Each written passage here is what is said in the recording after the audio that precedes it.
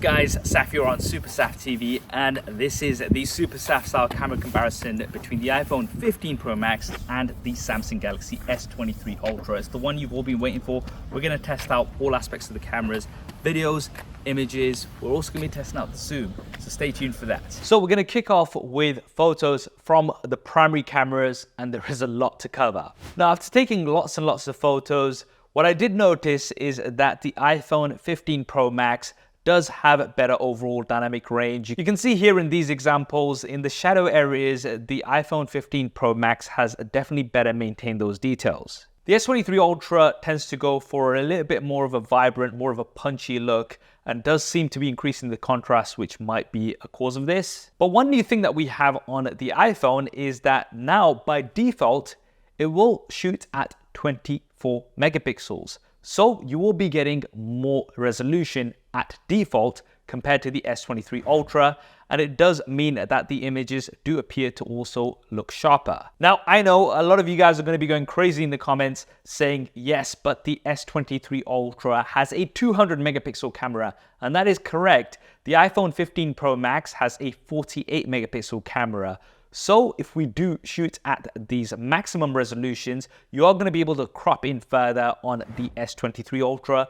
Although I wouldn't necessarily say it's sharper, it's just a larger image. Looking around this photo, I would still say that the iPhone 15 Pro Max does hold its own, even though it doesn't have a 200 megapixel sensor. Now, the other thing to keep in mind as well is that the 24 megapixels default on the iPhone, you can take multiple shots with it. It doesn't really take any time to process. Whereas on the S23 Ultra, if you do take an image with the 200 megapixels or even at 50 megapixels, there is a bit of lag and it does take time to process. Now, let's move on to low light. When you are in low light on the iPhone 15 Pro Max, you will be switched to 12 megapixels. It cannot do 24 megapixels in low light because it needs to let in as much light as possible by combining pixels together to get the most out of the sensor. And on this example, I think both are actually doing really well. On this image, however, I prefer the iPhone 15 Pro Max. You've got more detail and it's a sharper image in low light. And this was a very, very dark situation. Like, I could barely see anything myself. It's quite spooky actually. Now here I prefer the S23 Ultra. If you look at the details on the slabs, they have been better maintained compared to the iPhone 15 Pro Max. However, the light has been slightly blown out. But there was something interesting that I noticed. Whenever I was taking any low light images, the S23 Ultra did take longer to capture the low light image compared to the iPhone 15 Pro Max. In addition to that, the iPhone 15 Pro Max gives you a bit of a preview in the viewfinder, so you kind of know what to expect. Whereas on the S23 Ultra, you are practically shooting blind because you can't really see much in the viewfinder. It's only when you tap the shutter button, wait for it to take the photo and process, and then you'll be able to see it. So I would say that in low light, shooting with the iPhone is actually easier. Now in this example, I prefer the iPhone. I think it's a sharper overall image. It's also not blown out the highlights in the windows. And this is an indoor low light image. Although I think both are doing good overall, the iPhone does give you a brighter image. So I would say in low light, generally the shooting experience and the results, I do prefer the iPhone. Now with the iPhone 15 Pro Max, not only will you be shooting by default at 24 megapixels for regular images, you'll also be shooting at 24 megapixels for portrait images. Now let's take a look here. I think both are doing great overall in terms of edges. Slight difference in colors. The S23 Ultra in this situation, I think, is doing better with the blacks. But because the iPhone 15 Pro Max has shot at 24 megapixels versus 12, you do get more detail and you can crop in further. In addition to that, we have a new feature on the iPhone, and that is the ability to take regular photos with the depth information so you can turn them into portraits later. This is something that I've been hugely impressed with, and it's something that makes so much sense because you don't always have time to go into portrait mode to take a photo. Sometimes you just want to take a photo. So the iPhone will automatically detect when there is a person in the shot, or maybe a cat or a dog. Or if you want to trigger it yourself, you can just tap on something if it's an object. And if available, the iPhone will capture this depth information, which you can then go back into and apply You can also change the point of focus. So you've got so much flexibility here with the iPhone. On the S23 Ultra, yes, you can change the type of blur, but this is more fun rather than practical. Now let's look at another portrait shot. Again, I think both are doing really well here. The S23 Ultra, I would say, has the better blacks, but the iPhone has better dynamic range. Now, the next stop for portraits on the iPhone is 2x. This is where it kind of crops in to the middle of the sensor. So you're still getting lossless zoom, but it's not as good as the optical zoom that you're going to get on the S23 Ultra at 3 times for this portrait. And I really do like the portrait that's come out of here on the S23 Ultra. Now, on the iPhone, you can still get portraits at 3x because you can just take a normal photo at 3x and then turn it into a portrait later, like I have done here. So it's nice to have that flexibility. However, it is not as sharp as the optical zoom that you've got on the S23 Ultra. Now, having said that, the iPhone 15 Pro Max does have a 5 times optical zoom lens. So you can get portraits at 5 times. And this is a very interesting focal length because it gives you some really nice compression and some really natural looking bokeh. You can see here in this example, I've got 3x on the S23 Ultra, which is doing pretty well. But I really do like this 5x portrait on the iPhone 15 Pro Max, and the edges are so good. It's even managed to get that single strand of hair that's just floating on top of my head. So although the S23 Ultra does take good portraits, the iPhone 15 Pro Max just has a lot more versatility. Now, when it comes to low light portraits, it's very interesting. Now, similar to low light photos on the iPhone 15 Pro Max, if you are taking low light portraits, it is going to switch back to 12 megapixels. And I found that consistently, the S23 Ultra did take better portraits in low light. They were sharper with better edges. Here's another example. Again, I think the S23 Ultra has done better in terms of the edges.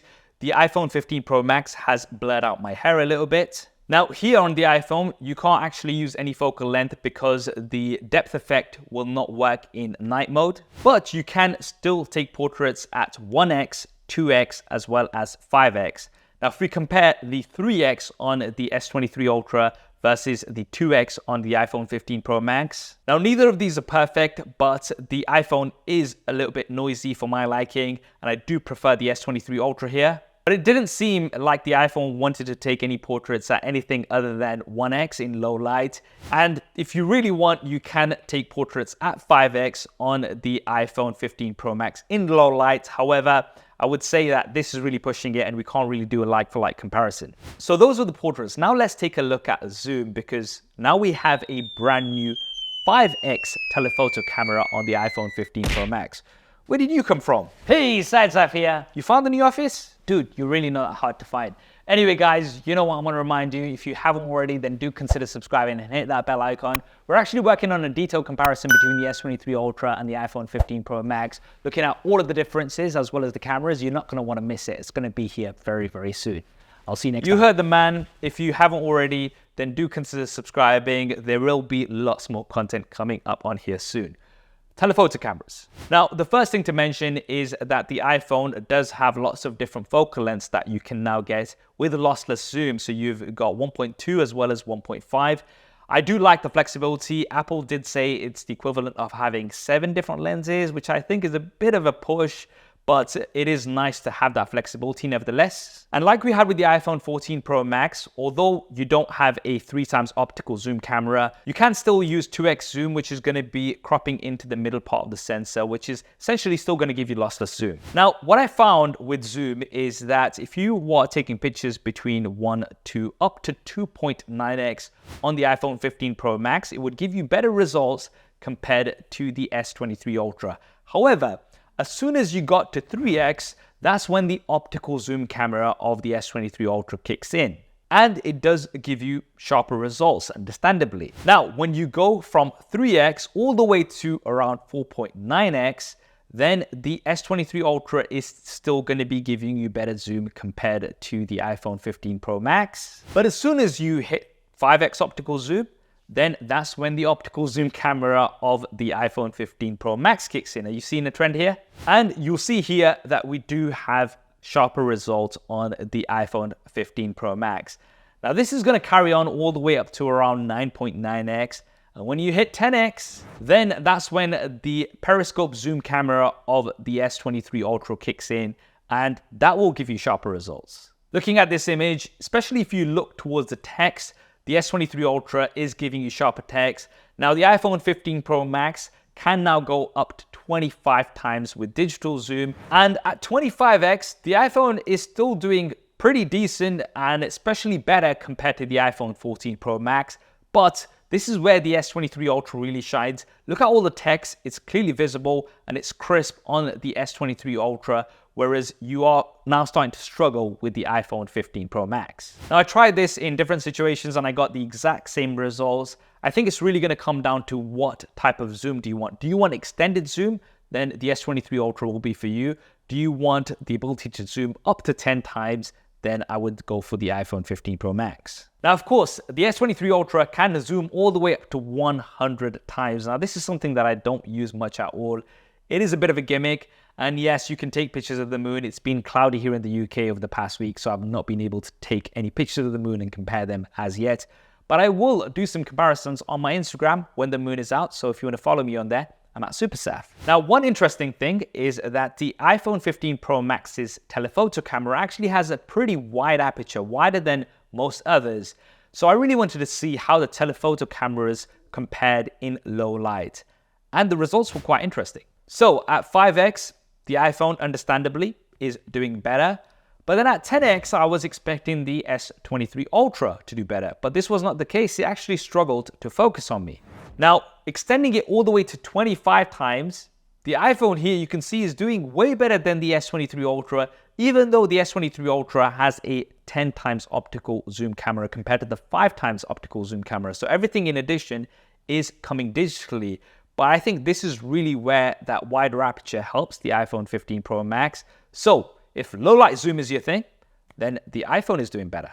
Right, now for the ultra wide cameras, I think both actually do really well. The iPhone is slightly wider. In this image, I prefer the S23 Ultra. I think it's got slightly better dynamic range. But in this image, I prefer the iPhone 15 Pro Max, especially in the shadow areas. It has maintained more detail compared to the S23 Ultra. But in this image, I prefer the S23 Ultra because it has maintained better shadow detail and it has better dynamic range. So things can go back and forth, but overall I do tend to lean towards the S23 Ultra when it comes to ultra wide images.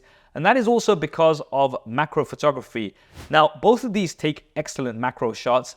You can focus in a little bit closer on the iPhone 15 Pro Max, but I do find the results a little bit more pleasing on the S23 Ultra, as you can see here. Look at all those raindrops.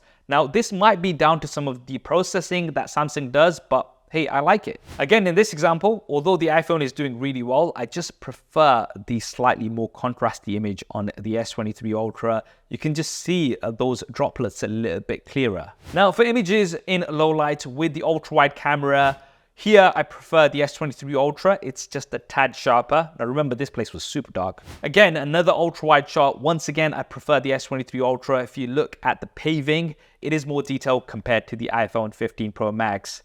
Now in this image, although the S23 Ultra is brighter, there is a lot of lens flaring going on. Look at all of that pink and purple, which I do not like. So here, I prefer the iPhone 15 Pro Max. Although overall, I would say ultra-wide camera, I do prefer the S23 Ultra. Right now for selfies, I think both actually do really well. They have lots of detail. The iPhone 15 Pro Max is slightly wider. And again, with the iPhone, you can just take a normal selfie and then turn it into a portrait mode selfie after the fact, and you can also change the focus of it. Here in this shot, although both are doing better, and I think the colors are a bit more true on the S23 Ultra, I do prefer the edges on the iPhone 15 Pro Max. Apple has really done some good work in terms of edge detection. You can see that my hair strands that are floating have not been cut off. They've still been maintained there on the iPhone 15 Pro Max, which is super impressive. The S23 Ultra has taken those off, which actually might be good, but the edge detection is not as good as the iPhone 15 Pro Max. Now, selfies in low light, both of them have kind of like a night mode for selfies. And I really don't like this because when you're trying to hold the camera still at this distance, it's really not good. Usually I would use the front-facing flash, which is just basically illuminating the display. And here, I think both are doing pretty okay. I'd have to call it a bit of a draw. I don't like either too much, to be fair. Right, for video, when we're looking at regular video taken at 4K, I think both are really good. But I think this is the same story once again. The iPhone 15 Pro Max just does such a good job when it comes to dynamic range. You can see all of the shadow detail here.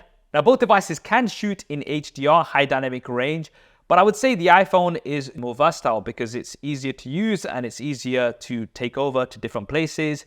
On the S23 Ultra, it is kind of hidden, and if you do want to export it, you do have to select this setting, which wasn't working for me on the S23 Ultra for some reason. I don't know what was going on, but with the iPhone, just dynamic range generally, even if you're not using HDR, is just better. Now, for low light video, I'm sure a lot of you guys are wondering, do you still get those little balls of light on the iPhone 15 Pro Max because of the lens flare? Yes, you do. That is still here. It's not as present on the S23 Ultra. However, when it comes to overall video quality in low light, once again, the iPhone 15 Pro Max just gives you better overall results with the ability to capture in pretty much darkness. I mean, this place was super dark and you can barely see anything on the S23 Ultra, but you can still make stuff out on the iPhone 15 Pro Max. Now for stabilization, I think both are actually really good at 4K and it was a bit of a draw. But of course, you guys want to see action mode versus super steady. Action mode is at a slightly higher resolution, and by default, both of these shoot with the ultra-wide camera when you're using action mode or super steady, and the results again are very close. However, when you do switch to the primary cameras with action mode and super steady, then the iPhone is more stable. So yeah, stabilization is pretty close, but I would have to give the overall win for stabilization to the iPhone 15 Pro Max. Now, one advantage that the S23 Ultra has is the fact that it can film at 8K. Now, 8K has been improved massively on the S23 Ultra compared to previous generations. There is no longer a massive crop, and it's actually quite stable too.